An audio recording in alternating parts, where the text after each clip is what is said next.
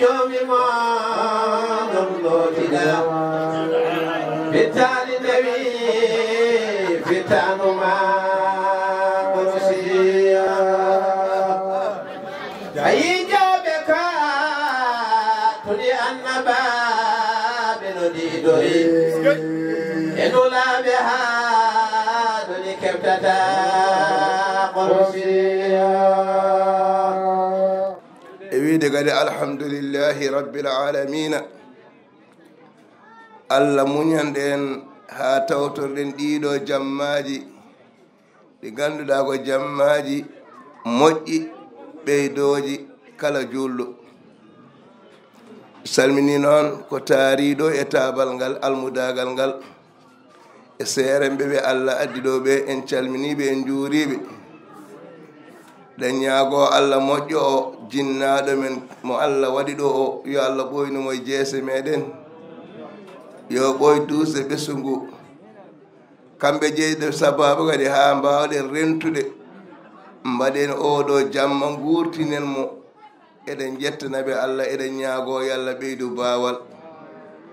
kala kadi ko nafka hen ko heewi ko famde yo allah jaab so jaaɓi yo lomtin ko heddi e posuji ko yo allah waɗa hen barke mi arɗo tan yettade dental ngal e juurade dental ngal nde wonno joom dental ngal ko miñimen moƴƴo korsinde en mo korsinden kaɗɗo kadi e yamirore meɗen hono ceerno Saydou Mouhamadou Jimba ko miñiraɗo moƴƴo korsindo en mo korsinɗen joto o heewani ni kono fala budda neɗɗo waɗa hen ha wawa tawtorede jammo o ko ɗum addi en kanko mo andi ko woni e dow meɗen kono noon sababu nde makko e jaral min gueɗe foof ko gonɗen ɗo haajuji ina pawodiri e koye ɗe kono ɗum ɗo koye haajuji meɗen jeeya oɗo jamma noon koye jammaji ɗi ganduɗa ɓurɗi moƴƴude jeeya oɗo jamma jeeyi sababu muɗum mbiɗen ko jamma o ko jamma leylatul qadri jamma o holko jeeyi sababu muɗum sababu jamma o ko nelaɗo men sallllahu alayhi wa sallam nde o ari nde o yii leñol makko ko yimɓe famɗuɓe golle gurnameji mumen kadi juutani gurnameji ne juuti o jangtana gorko goto wiye Samun al-Ghazi wonde oɗon o haɓama jihadi foddo laabi ujunere laawol kanko e ɓesgu makko omo wakko silemejo omo haɓe e l'islam nde o jangtana ɗum kanko nelaɗo sallallah alih w sallam saabu yiɗande en moƴƴere nde o wi an jomam a waɗi leñolam ngol koɓe famɗuɓe golle koɓe raɓɓiɗɓe gurnameje ɗum noon ɓeɗe yiɗi mballa min minenne wooda komin dañi jomirawo wimami rokkuma jammo goto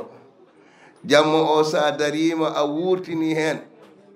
on woni hayrum min alfi sahar on jamma ina ɓuura ujunere lewru jamma oɗo hande mo dariɗen ɗo ko gurtinɗenmo ko en dañi hen 83 e lebbi 4 dewɗo Allah fodde ɗum baraji poddi noon en dañi ɗum ƴeewe jammaji ɗiɗo de so neɗɗo wuuri fodde duuɓi 40 walla ɓuuri ɗum ne tawtere oɗo jamma ina wurtina jamma o mi sikki hay sinno o ɓurani ɓe tawata ko woɗɗi heɓtade ɓen e golle mbaɗanno ɗum noon ko heddi ko jamma o ko jamma moƴƴo tawde Allah wurti en e arde wurtinde jamma o gurtinirɗen jamma o kadi ko arde eɗen jangtoɗo ɓurɗo ɓurnaɗo hono sallllahu alayhi wa sallam mo jomiraɗo wi innaka la tahdi ila siratil mustaqim an annabi an woni pewdowo tagorde faade lawol peewal ɗum noon ko yettude hen Allah no feewi eɗen ñaago Allah noon kala ko mbaɗɗin ɗo e dewal Allah e mantude annabi sallallahu alayhi wa sallam e janngude qur'ana yo Allahu jaɓan en onon e nafqoɓe jawɗele moɗon e jammaji baaɗi ni yo Allah ɓeyda noon yo Allah ɓeyda noon sutoraji ɗi wonda e cellal e yaajede e wonno sa nafqani lawol Allah tan nafqa e goɗɗum te neɗɗo jeeye jawdi mum tan ko gueɗe tati ko ñamɗa dolɗa ko ceekɗa comcol ɓorniɗa rappe e ɓanduma ko heddi koko mbaɗɗa e lawol Allah ko ɗeɗo gueɗe tati woni ko jeeyɗa kala ko heddi a jeeya ko ɗon goppata ɗum noon yallah rokku en andu ɗum golliren ɗum kala kadi ko golluɗen hen Allah jaɓa hen eɗen calmina mawɗo men jooɗiɗo eɗen duwonomo oɗo hande woni kilifa men ceerno Mody Dia en calmini kadi ceerno Daouda Sy en gona anduɓe no feewi kono noon ɗo sen tawi ɗo neɗɗo tan en tawi koye men jeeya seyno Saydou kala ko faggi ko enen ndendi ko paggiɗo ngo kanko ndendi enen ndendi ɗum noon mbiyaɓe onon fof bisimilla moon almudagal on jarama noon ko puɗɗiɗon ko masa Allah eɗen ñaago Allah yo jammo yaaru noon yo Allah o sellin sembina ko dañƴen hewde e falmuɗude to batte gandal to batte jawɗi Allah waɗa hen barke ko wona e dow mum e moƴƴere ko yo Allah hokku en rontinde allahumma salli ala sayyidina Muhammad wa sallim makka juuri kala gabri fo yetturi juuri ɓe kaɓe juureteɓe yimɓe tijani ceerno Daouda wi ceerno Amidou kono maɗo min ɓattotono subakaji min ndi sunnotono so won an mamude ɗabbude wiru tijani. أعوذ بالله من الشيطان الرجيم بسم الله الرحمن الرحيم هل أتى على الإنسان حين من الدهر لم يكن شيئا مذكورا إنا خلقنا الإنسان من نطفة أمشاج نبتليه فجعلناه سميعا بصيرا إنا هديناه السبيل إما شاكرا وإما كفورا إنا أعتدنا للكافرين سلاسلا وأغلالا وسعيرا إن الأبرار يشربون من كأس كان مزاجها كافورا عينا يشرب بها عباد الله يفجرونها تفجيرا يوفون بالنذر ويخافون يوما كان شره مستطيرا ويطعمون الطعام على حبه مسكينا ويتيما وأسيرا إنما نطعمكم لوجه الله لا نريد منكم جزاء ولا شكورا إنا نخاف من ربنا يوما عبوسا قمطريرا فوقيهم الله شر ذلك اليوم ولقيهم نضرة وسرورا وجزيهم بما صبروا جنة وحريرا صدق الله العظيم. اهدنا الصراط المستقيم صراط الذين أنعمت عليهم غير المغضوب عليهم ولا الضالين. اللهم صل على سيدنا محمد الفاتح لما أغلق والخاتم لما سبق ناصر الحق بالحق والهادي إلى صراطك المستقيم وعلى آله حق قدره ومقدار العظيم. اللهم صل على سيدنا محمد الفاتح لما أغلق والخاتم لما سبق ناصر الحق بالحق والهادي إلى صراطك المستقيم وعلى آله حق قدره ومقدار العظيم. اللهم صل على سيدنا محمد الفاتح لما أغلق والخاتم لما سبق ناصر الحق بالحق والهادي إلى صراطك المستقيم وعلى آله حق قدره ومقدار العظيم. ربنا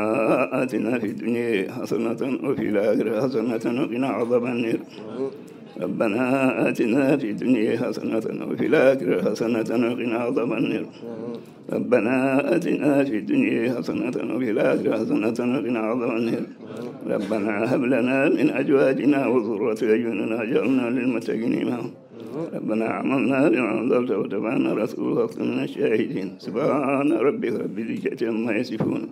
وسلام على المرسلين والحمد لله رب العالمين. أعوذ بالله من الشيطان الرجيم. بسم الله الرحمن الرحيم. وابدأ بأول شافع ومشفع طه المرجى المصطفى الخير البشر وبصديقه الصديق سيدنا أبي بكر خليفته المقدم بالخبر وبفاته الأمصار في غزواته مصباح أهل الخلد سيدنا عمر وكذا بذي النورين سيدنا الفتى عثمان من وردت بمدحته الزمر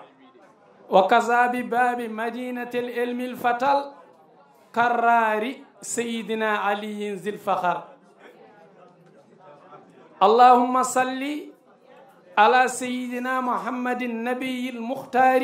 وعلى آله الأطهار بقدر يوافي المقدار صلاة تلقينا بها مقامات الوارثين ومراتب الواصلين بحبهم ما يشاءون عند ربهم ذلك جزاء المحسنين اللهم اجعلنا منهم. سبو أودو جمع هذه الليلة ليلة من ليالي الرسول صلى الله عليه وسلم. أودو جمع ko jamma mawɗo e jammaji nelaɗo Allah Muhammad sallallahu alayhi wa sallam. Jamma jibinede nelaɗo Allah sallallahu alayhi wa sallam ko jamma mawɗo e jammaji jibinede nelaɗo Allah Muhammad sallallahu alayhi wa sallam. Jamma makko Isra'ul Miraj noddedemo to jomiraɗo ko jamma mawɗo e jammaji nelaɗo Allah Muhammad sallallahu alayhi wa sallam. Oɗo noon jamma Laylatul Qadri kanko woni sababu rendini en ɗo hande jooɗade men ɗo eɗen kaala eɗen mawnina eɗen teddina hono no Allah teddiniri oɗo jamma hono no Allah mawniniri fodde oɗo jamma. Gande koye oɗo jamma hande fodde no Allah mawninirimo ni hay goto wawa qimade fodde oɗo jamma. qala ta'ala ba'da a'udhu billahi minash shaitanir rajim. بسم الله الرحمن الرحيم. إنا أنزلناه في ليلة القدر وما أدراك ما ليلة القدر. ليلة القدر خير من 1000 شهر تنزل الملائكة والروح فيها بإذن ربهم من كل أمر سلام هي حتى مطلع الفجر. صدق الله العظيم. أودو جمع الله إنا أنزلناه في ليلة القدر. إنا نمنا أنزلناه من جبني أودو قرآن في ليلة القدر إندر أودو جمع مغانو داكو جمع فد خولندين فد أمو يدي أندين دي نلاد الله محمد صلى الله عليه وسلم فد أودو جمع نو فتري كو هول نون فد جمع ونموني نفيري Qur'ana fof Allah ƴetti ɗum tawa ko jumlatan wahidatan ƴettande wotere to lawhil maknun o addi ɗum to wiyete baytil ma'mur jamma goto. Wa amma Qur'ana jippade aye par aye wona e nder Laylatul Qadr tan wona e nder korka tan. Sababu nuzul kala ko kewi aye jippo ha gila iqra ha aya battindi ɗo alyawma akmaltu lakum dinakum wa atmamtu alaykum ni'mati wa raditu lakum al-islam dina. Aya par aya.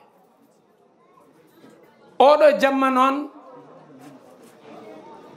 إنا أنزلناه في ليلة القدر وما أدراك ما ليلة القدر آن محمد هل كو أنتما فدو أودو جمع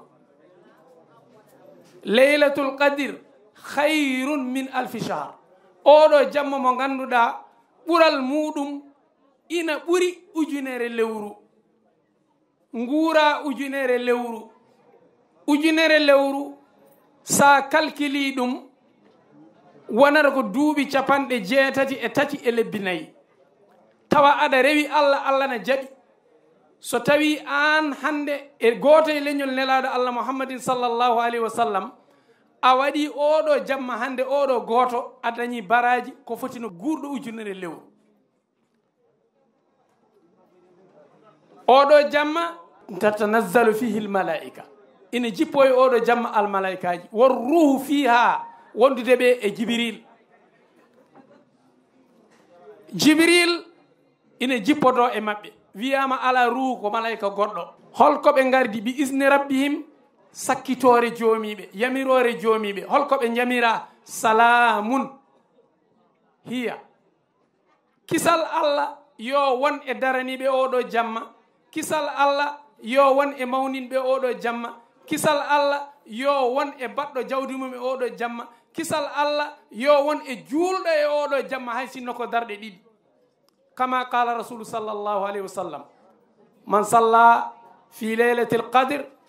raka'atayn kullu raka'atin al-fatiha qul huwa allahu ahad 7 marrat غفر له ما تقدم من ذنبه وما تأخر